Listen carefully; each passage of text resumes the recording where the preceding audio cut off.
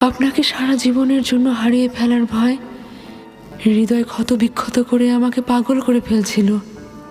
সব ভয় শেষ হয়েছে, এখন সব ক্ষত ঠিক হয়ে যাবে শাহজাদি। আপনি সব সময় আমার চোখের সামনে থাকবেন, আপনার হাত আমার হাতে থাকবে। আমি স্বপ্ন দেখছি, তাই না? যদি তাই হয় তাহলে এ স্বপ্ন যেন কোনোদিনও না ভাঙে।